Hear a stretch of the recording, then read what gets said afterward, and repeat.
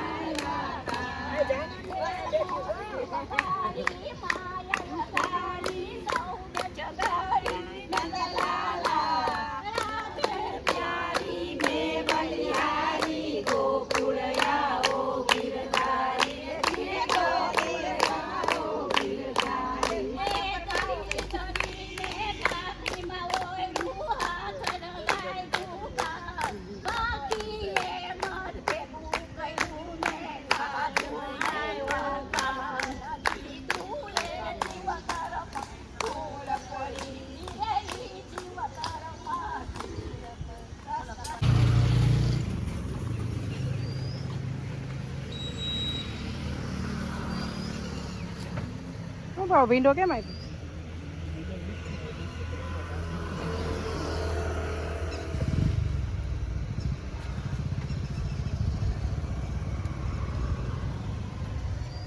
પરવળ પરવળ 20 ચાલી ના.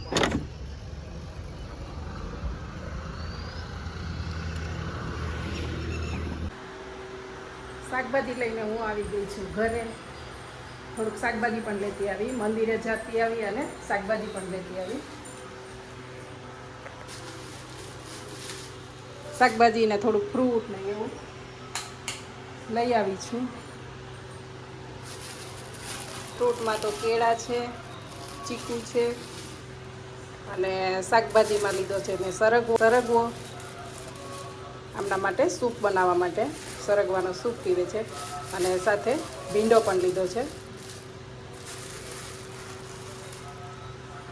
તો ચાલો હવે આપણે રસોઈની તૈયારી ચાલુ કરીએ.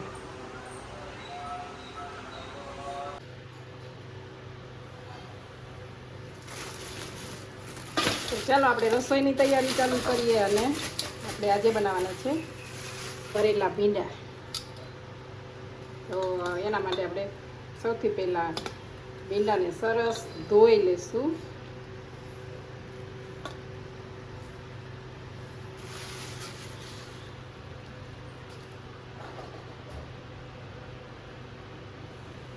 સૂપ બનાવવા માટે મેં સરગવો આવો જાડો લીધો છે, કેમ કે આમાં રસ થોડોક વધારે હોય એટલે મેં આવી બધી સીંગું લીધી છે, જાડી જાડી લીધી છે. શું એટલે એમાં એનો પલ્પ થોડોક વધારે.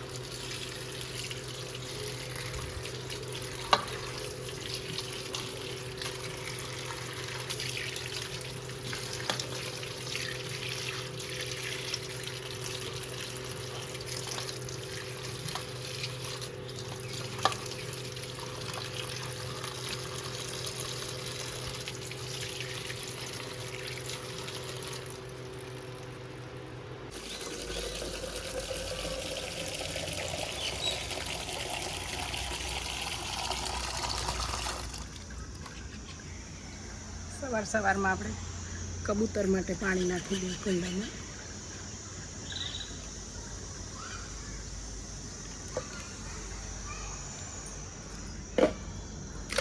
કેમ કે આવા તડકામાં બિચારા કબૂતર ને બીજા ચકલા ને એવા પક્ષીઓને તો પાણી થોડુંક જોઈએ એવું પીવા માટે, કેમ કે આપણને કેટલી તરસ લાગે છે, તો પક્ષીઓને તો થોડીક આવી વ્યવસ્થા કરવી જોઈએ ઉનાળામાં. ફૂલ છોડને પણ થોડું થોડું આપણે પાણી નાખી દઈએ.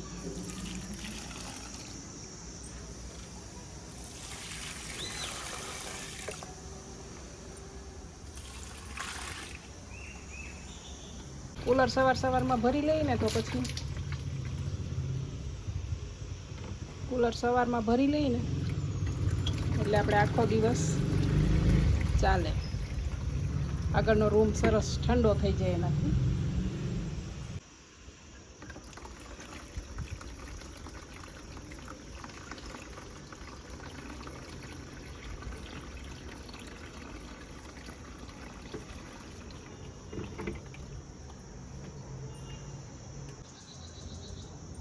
પાણી ભરી દીધું છે મેં કુલરમાં. જો આટલું લેવલ આવી ગયું છે, થોડુંક જ ખાલી અધૂરું છે, એટલે હવે આખો દિવસ આપણે કુલર ચાલશે. આગળનો રૂમ સરસ ઠંડો થઈ જાય છે. તો ચાલો આપણે ચાલુ કરી દઈએ કુલર. કુલર મેં ચાલુ કરી દીધું છે, દરવાજાની બહાર રાખ્યું છે. બહારની હવા એમાં લાગે ને તો એટલી ઠંડી ઠંડી હવા આવે, મસ્ત એસી જેવો જ રૂમ થઈ જાય છે. તો આપણે કુલર થઈ ગયું છે ચાલુ.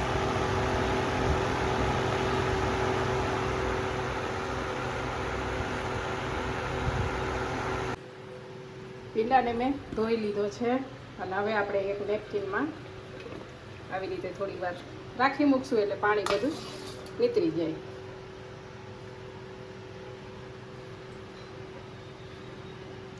ભરેલો ભીંડો બનાવો તો એટલે મેં આવો મીડિયમ સાઇઝનો એવા નાના નાના ભીંડા લીધા છે, પણ કોઈ મોટી પણ સીંગું છે ચાલશે. આપણે એના અડધા ટુકડા કરી દઈશું. સાથે થોડાક મરચાં પણ છે.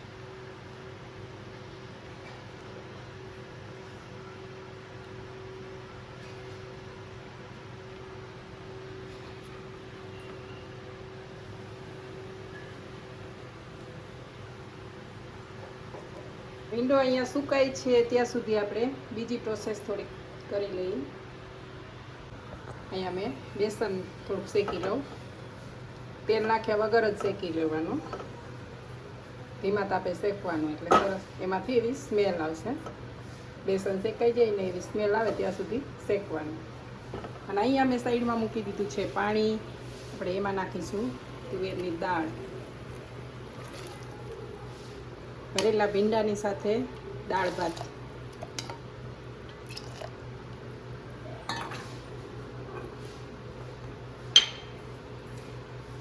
ટેસ્ટ પ્રમાણે નાખશું મીઠું. મીઠું નાખ્યા પછી આપણે થોડીક નાખશું એમાં હળદર. હવે એને બંધ કરી અને 2-3 સીટી થવા દઈએ. બેસન શેકાઈ ગયું છે, ધીમા તાપે એને શેકી લીધું છે. હવે ગેસ બંધ કરી અને થોડીક વાર એને ઠંડુ થવા દઈએ. ત્યાં સુધીમાં અહીંયા દાળ પણ થઈ ગઈ છે. પછી આપણે દાળનો તડકો લગાવી દઈ અને ત્યાં સુધીમાં હું ભીંડા પણ સુધારી લઉં, કેમ કે આપણે ભરેલા ભીંડા કરવાના છે. તો ચાલો એને સુધારી લઈએ. કુલર બંધ કરી દીધું છે, કેમ કે અહીંયા વિડીયોમાં છે ને અવાજ બહુ આવે. થોડી વાર ગરમી થશે અને ફટાફટ આપણે રસોઈ બનાવી લઈ, પછી પાછું કુલર ચાલુ કરી દઈએ. ભીંડાને આપણે ભરીને કરવાના છે, તો એને આપણે આવી રીતે વચ્ચે કટ લગાવી દઈશું.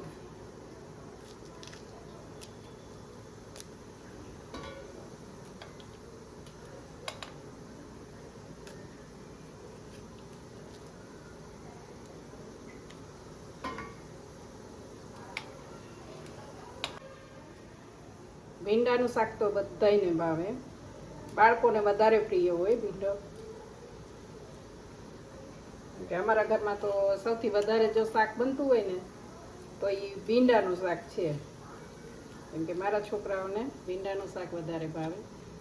બધા ભીંડામાં આપણે આવી રીતે સુધારી લઈશું.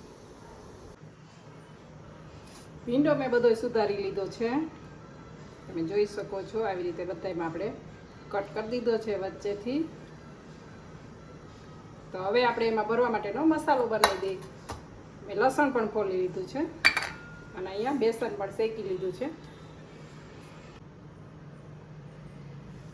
હવે આપણે આમાં બધા મસાલા કરી દઈએ. લોટ ઠંડો થઈ ગયો છે, તો સૌથી પહેલાં નાખશું હળદર, ધાણા જીરું થોડુંક વધારે નાખશું અને નાખશું ચટણી.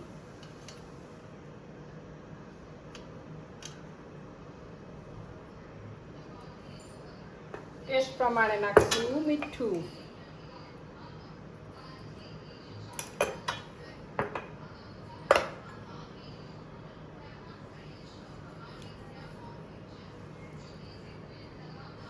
ખાંડેલું લસણ, થોડોક નાખશું ગરમ મસાલો,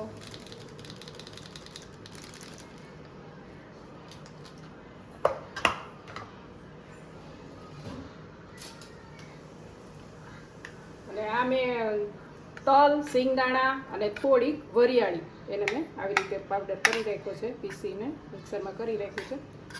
એ પણ આપણે 2 ચમચી જેટલું એડ કરી દઈશું. થોડીક વરિયાળી નાખવાથી ટેસ્ટ બહુ સરસ આવે છે. અને લાસ્ટમાં આપણે એડ કરીશું ધનિયા.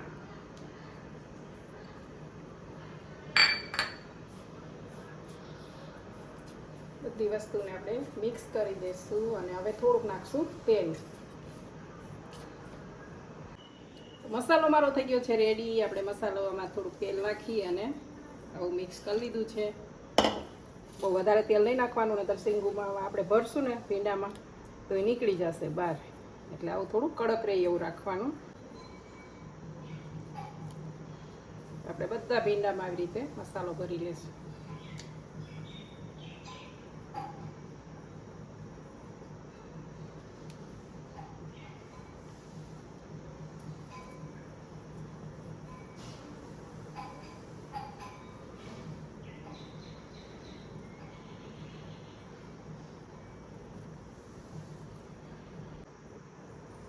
ભીંડો બધો મેં ભરી લીધો છે અને આટલો મસાલો વધ્યો છે એને આપણે ઉપરથી નાખી દઈશું.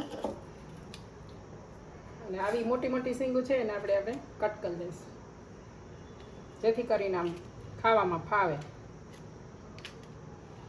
જો તમને નાની શીંગું મળતી હોય તો નાની લેવાની, અને ન મળે તો મોટામાં પણ આવી રીતે અડધા અડધા આપણે ટુકડા કરી દેવાના.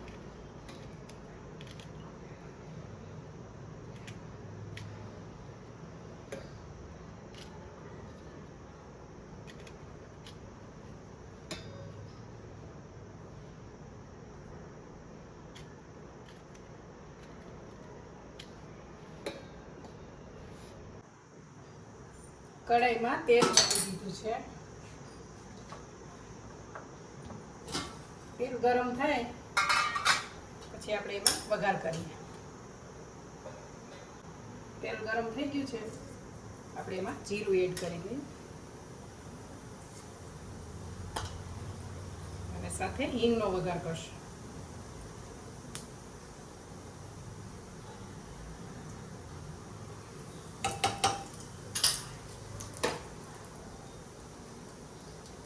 હવે ભરેલા ભીંડાને આમાં મૂકી દઈશું.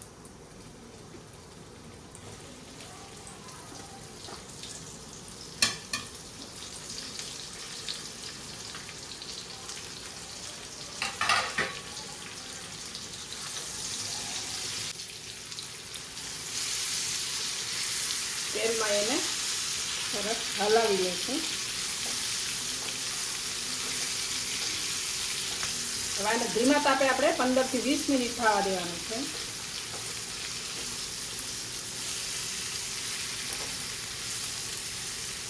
પાંચ મિનિટ આવી રીતે થઈ જાય પછી જ આપણે એમાં મસાલો એડ કરીશું. ઉપરથી જે મસાલો નાખવાનો છે એ પછી નાખીશું. જો પહેલાં નાખીશું ને તો એ બળી જશે, એટલે આપણે મસાલો એમાં પછી એડ કરીશું. થોડી વાર ભીંડાને ચડવા દઈશું. ભીંડો ચડે છે ત્યાં સુધી આપણે દાળ જોઈ લઈ. દાળ પણ સરસ એવી ચડી ગઈ છે.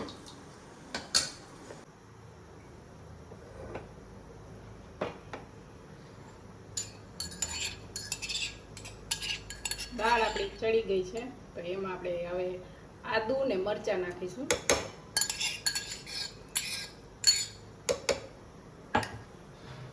અને થોડાક ટમેટા પણ નાખી દઈશું.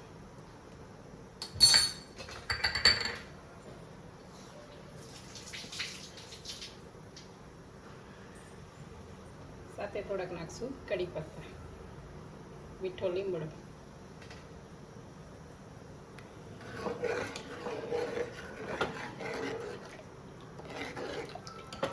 તો દાળને હલાવી અને એક સીટી થવા દઈએ તો ટમેટા સરસ ચડી જશે. ત્યાં સુધી આપણે ભીંડા પણ જોઈ લઈએ. ભીંડા પણ જો અડધા આવા સરસ થઈ ગયા છે, ચડવા આવ્યા છે. હવે આપણે જે મસાલો એમાંથી જે ભર્યો એ મસાલો વધ્યો છે ને એને પણ થોડોક એમાં નાખી દઈએ ઉપર.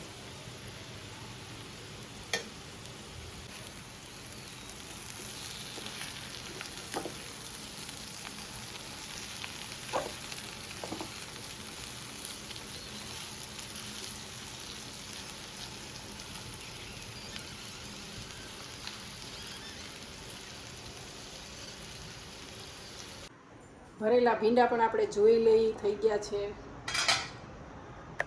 મસ્ત ભીંડા ચડી ગયા છે.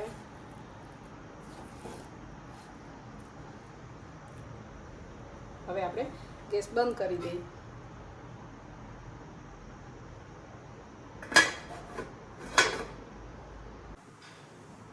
આજે હું તડકાવાળી દાળ બનાવીશ. તો આપણે દાળ તો બાફીના ટમેટાને આ બધું નાખીને રેડી થઈ ગઈ છે.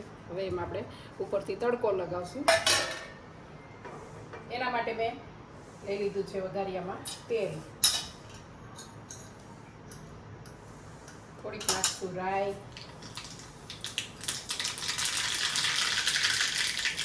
જીરું નાખશું, પછી લાલ મરચાં નાખશું, સૂકા લાલ મરચાં અને હિંગ નાખશું. છેલ્લે નાખશું આપણે લીમડો. તડકો રેડી થઈ ગયો છે. આપણે નાખશું દાળમાં.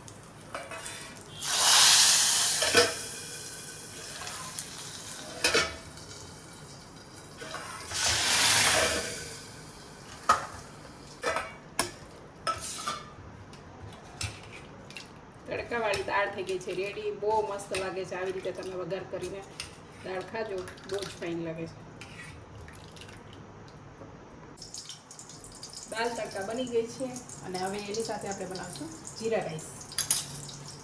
એના માટે મેં તેલ લઈ લીધું છે. એમાં થોડું જીરું નાખીશું અને આપણે ભાત ધોયેલા છે એને એમાં એડ કરીશું.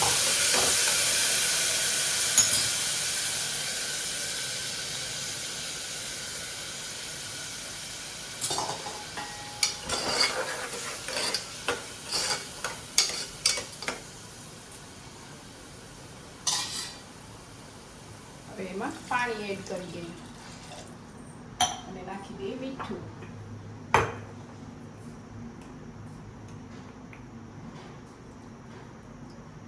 દાળ તડકા સાથે જીરા રાઈસ બહુ મસ્ત લાગે છે.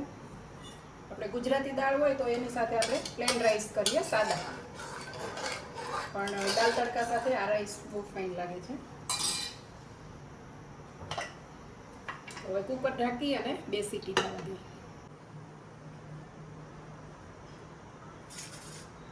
દાલ તડકા થઈ ગઈ છે રેડી. આપણે થોડુંક એમાં ગાર્નિશ કરી દઈએ, થોડાક નાખી દઈએ ધાણા. મસ્ત મજાની એવી દાળ થઈ ગઈ છે રેડી.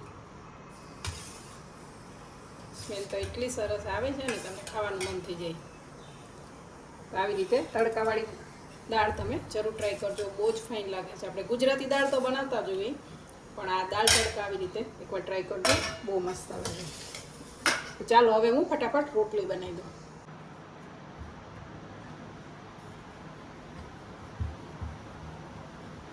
દાળ ભાત શાક બની ગયું છે અને હવે આપણે બનાવી લઈ ફુલકા રોટલી. કેમ કે ભરેલા ભીંડાનું શાક છે તો એની સાથે આપણે ફુલકા રોટલી જ સારી લાગે. તો ચાલો આપણે ફટાફટ બનાવી દઈ ફુલકા. પહેલી રોટલી ગાય કે કૂતરા માટે આપણે બનાવીએ.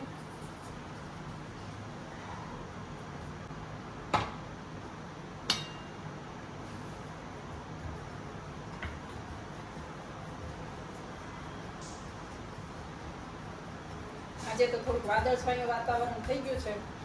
રાત્રે તો વરસાદ પણ આવ્યો હતો, થોડો છાંટા હતા. બફારો બહુ છે.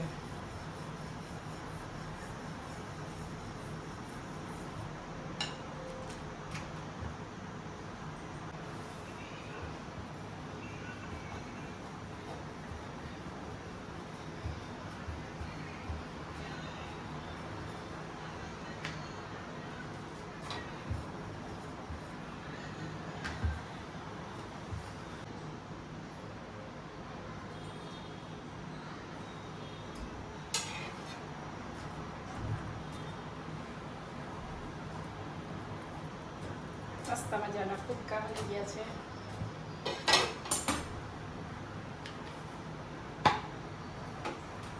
એમાં આપણે લગાવી દઈએ ઘી.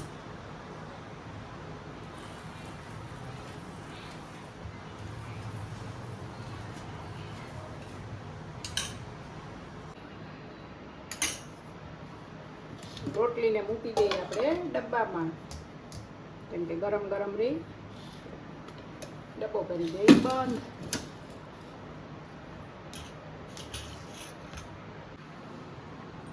જમવાનું થઈ ગયું છે તૈયાર. આમાં આપણે ભરેલો મસાલાવાળો ભીંડો બનાવ્યો છે. મસ્ત મજાનો એવો બહુ જ સરસ બન્યો છે.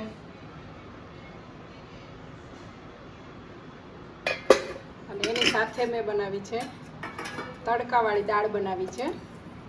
સરસ એવો તડકો લગાવી અને મસ્ત મજાની એવી દાળ બનાવી છે. આમાં આપણે ફુલકા રોટલી છે અને સાથે મેં બનાવ્યા છે જીરા રાઈસ.